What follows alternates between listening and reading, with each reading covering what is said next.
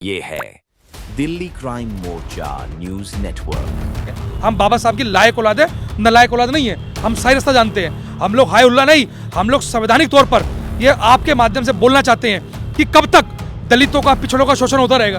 अब आप ये समझिए, जब आप दिल्ली एमसीडी में अपने बच्चों को दाखिला करवाते हैं, प्राइमरी स्कूल में अपने बच्चों का दाखिला करवाते हैं, तो भगवान भरोसे अपने बच्चों को भेज रहे हैं आप ये मत समझिएगा कि एमसीडी स्कूल में दिल्ली सरकार आपके बच्चों की रक्षा कर रही है। वहाँ पे चौकीदार ही नहीं है, बिना चौकीदार के वो अक्टूबर से स्कूल चल रहे हैं और आप देख रहे हैं दिल्ली के कैसे हालात हैं। उसके बावजूद भी सरकार कोई सुनने को राजी नहीं है, जबकि अदर जोन में कार्य दिया जा रहा है। तो बच्चों की अब ये बताओ 3 महीने हम अपने बच्चों को क्या खिलाएंगे? कहाँ से क्या करेंगे? सरकार ने इनको ऐसा किया हुआ है कि कर्मचारी जो है हमारे बंधुआ मजदूर है, इनको हम जब चाहें जब काम लेंगे और जब चाहे जब इनको घर बिठा देंगे। 15-15 साल से, मतलब 12 महीने का जो है पूरा साल है, उसके अंदर से 9 महीने के अंदर जॉब कर रहे हैं, 3 महीने घर बैठे हैं। अब ये 3 महीने चौकीदार स्कूलों में नहीं है, सभी कर्मचारी नहीं है। पूरे 3 महीने स्कूल में ना तो कोई चौकीदार होता है, जिन पोस्टों पे हम वैकेंट पोस्टों पे काम कर रहे थे, और ना ही कोई अगर छुट्टी पे चला जाए तो उसकी जगह भेजने के लिए सफाई कर्मचारी है। उसको मतलब सरकार चाहती है कि जो गरीब है, जो दलित है, जो मतलब जो कमजोर वर्ग के लोग हैं, जो गवर्नमेंट स्कूल में पढ़ते हैं, उनके बच्चों की कोई चिंता नहीं है। मतलब सरकार चाहती है उनके बच्चे बेशक से मर जाए। मतलब अगर बम से उड़ाने की धमकी मिल रही है प्राइवेट स्कूलों को, अगर सरकारी स्कूल को मिल गई, वहाँ चौकीदार भी नहीं है, तो ऐसी समस्या थी। नमस्कार, जय हिंद। आप देख रहे हैं दिल्ली क्राइम मोर्चा। दर्शकों, मेरी मौजूदगी इस वक्त Delhi MCD office civic centre में है और आज हम आपको बताने आए हैं ट्रिपल इंजन सरकार की खासियत।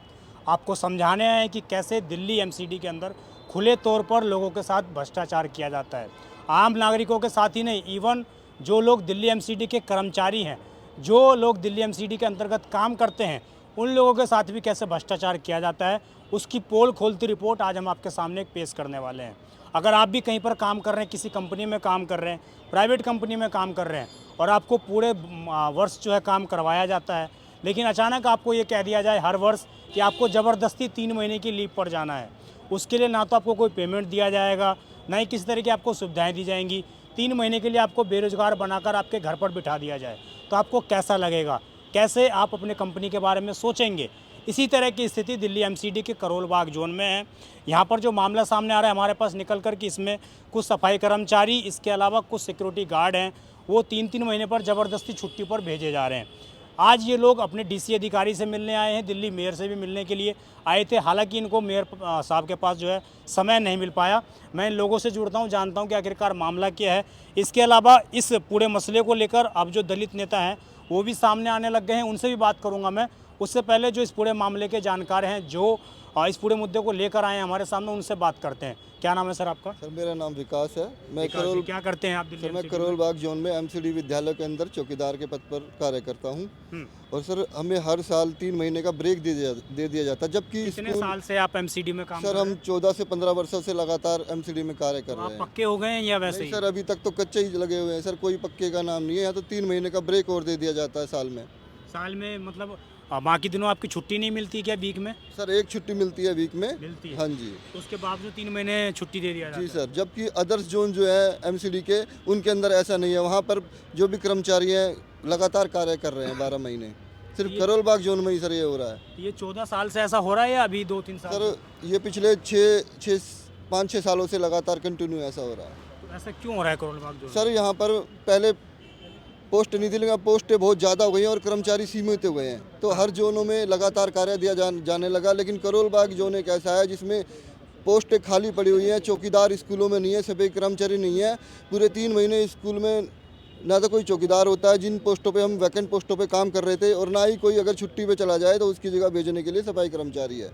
उसके बाद भी सर ब्रेक दिया जा रहा है। कि दिल्ली एमसीडी में जो स्कूल है, हाँ जी, उन पे ना तो सिक्योरिटी गार्ड है ही नहीं उनके गेटों हाँ पर। जी सर, जिन स्कूलों में हम पोस्टेड थे, वैकेंट पोस्ट थी वो, तो आज वहाँ उन पे चौकीदार ही नहीं है। बिना चौकीदार के वो अक्टूबर से स्कूल चल रहे हैं और आप देख रहे हैं दिल्ली के कैसे हालात हैं। उसके बावजूद भी सरकार कोई सुनने को राजी नहीं है, जबकि अदर जोन में कार्य दिया जा रहा है। तो बच्चों की सुरक्षा का देखभाल कौन कर रहा है? सर कोई इनका कोई नहीं है, सब राम भरोसे। कौन खोलता है वहाँ पे? सर टीचर्स खोलते हैं या ज़बरदस्ती हमारे अटेंडेंट भाई, सफाई कर्मचारी भाई, उनसे खुलवाते हैं।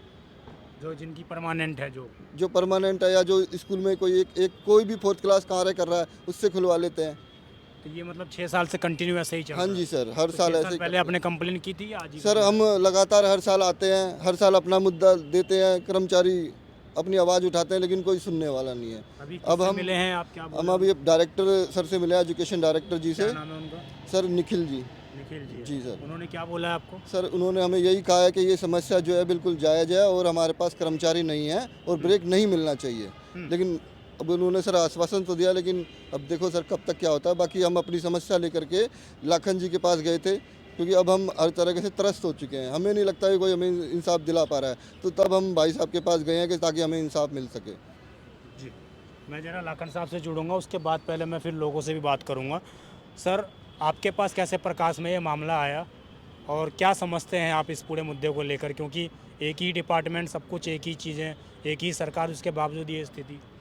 मेरा नाम लाखन सिंह है, राष्ट्रीय झाड़ू मंच का राष्ट्रीय अध्यक्ष हूँ, इंडियन दलित फोरम का राष्ट्रीय महासचिव हूँ। हम लोग लगातार सोशल मूवमेंट पे काम करते हैं।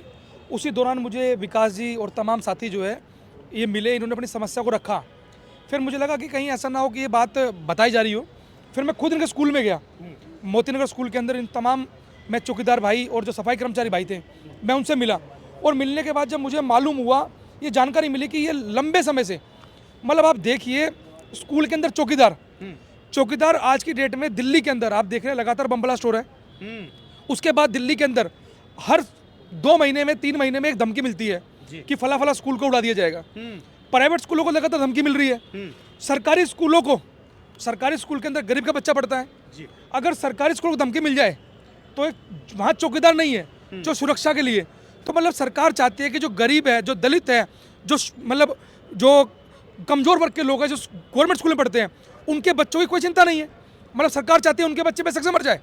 मतलब अगर बम से उड़ाने की धमकी मिल रही है प्राइवेट स्कूलों को, अगर सरकारी स्कूल को मिल गई, वहाँ चौकीदार भी नहीं है। तो ऐसी समस्या थी। कोई भी संदिग्ध अंदर घुस सकता है, कोई भी संदिग्ध घुस सकता है। उसके बाद ये समस्या थी। उसके बाद मुझे पता लगा कि ये व्यक्ति 10-10, 15-15 साल से, मतलब 12 महीने का जो है पूरा साल है, उसके अंदर से 9 महीने के अंदर जॉब कर रहे हैं। 3 महीने घर बैठे हैं। अब ये 3 महीने ऐसा भी नहीं कि कुछ और काम धंधा कर ले, क्योंकि आज सबके जगह ESI PF कटता है। तो ये किसी के भी नहीं हो सकते।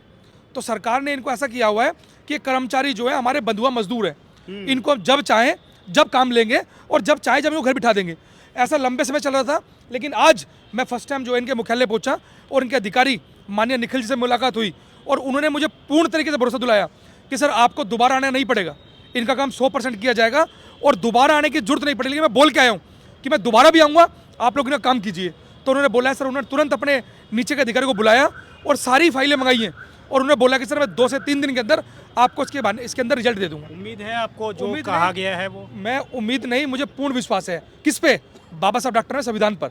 अगर काम यहाँ से होगा तब ठीक है, नहीं तो हम आगे का रास्ता जानते हैं। हम बाबा साहब की लायक औलाद है, नालायक औलाद नहीं है। हम सही रास्ता जानते हैं। हम लोग हाय उल्ला नहीं, हम लोग संवैधानिक तौर पर ये आपके माध्यम से बोलना चाहते हैं कि कब तक दलितों का, पिछड़ों का शोषण होता रहेगा?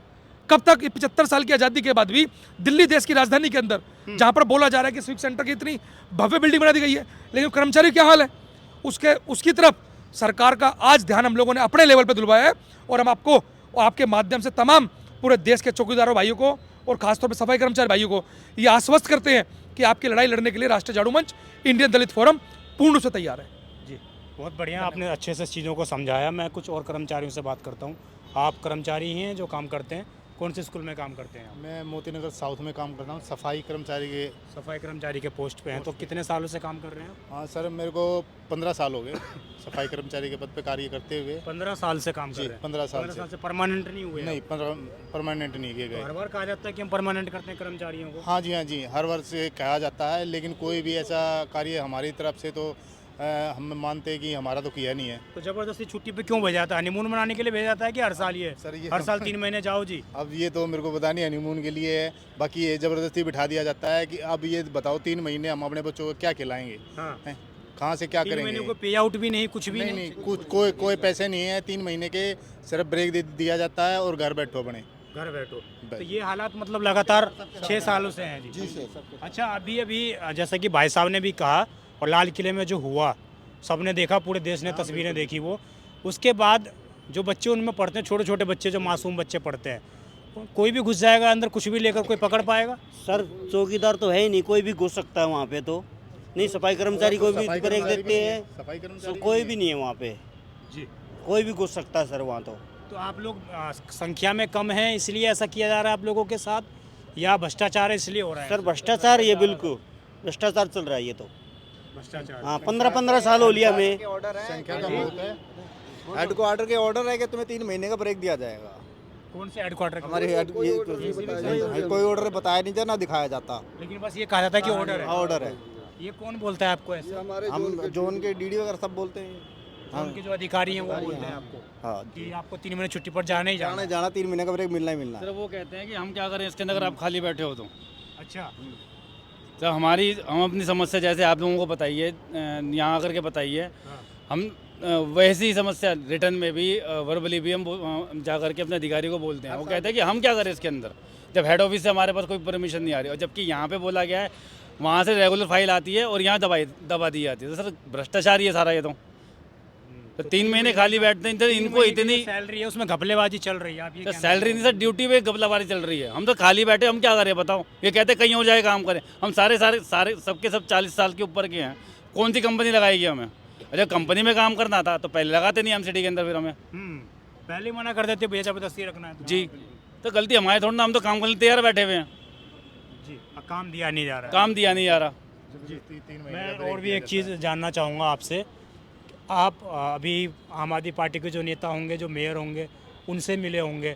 अब भाजपा की ट्रिपल इंजन की सरकार आ गई है, अब मिल रहे हैं आप नेताओं से, चेयरपर्सन से, क्या जवाब मिल रहा है आपको? सर सिर्फ आश्वासन ही होता है, बाकी कार्रवाई तो आज तक नहीं हुई है गिर सर। देते हैं, हाँ जी, आश्वासन देके खड्डे में गिर देते हैं। तो हर बार ऐसे ही हर बार ये बस यही चल रहा है। अभी उम्मीद है जिस तरीके से बातें सामने आ रही हैं? सर अभी जैसे डायरेक्टर सर ने बोला है तो सर वेट एंड वॉच क्या होता है सर?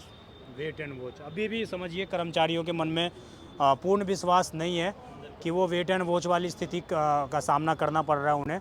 अब आप ये समझिए, जब आप दिल्ली एमसीडी में अपने बच्चों को दाखिला करवाते हैं, प्राइमरी स्कूल में अपने बच्चों का दाखिला करवाते हैं, तो भगवान भरोसे अपने बच्चों को भेज रहे हैं आप ये मत समझिएगा कि एमसीडी स्कूल में दिल्ली सरकार आपके बच्चों की रक्षा कर रही है, कोई आपके बच्चों की देखभाल करने वाला है। और अगर खुदा ना खास्ता कल को कोई हादसा आपके बच्चे के साथ प्राइमरी स्कूल में हो भी जाता है, विशेषकर करोल बाग जोन के अंदर जो भी लोग रहते हैं, मोती नगर, इसके अलावा तमाम अन्य एरियाओं में, तो आप समझिए कि आपके बच्चे के साथ कोई अगर हादसा हो जाता है तो आप खुद उसके जिम्मेवार हैं, क्योंकि वहाँ पर कोई ना तो सिक्योरिटी गार्ड देखने वाला, और सफाई कर्मचारियों की तो हालात और बस से बदतर बना दी गई है।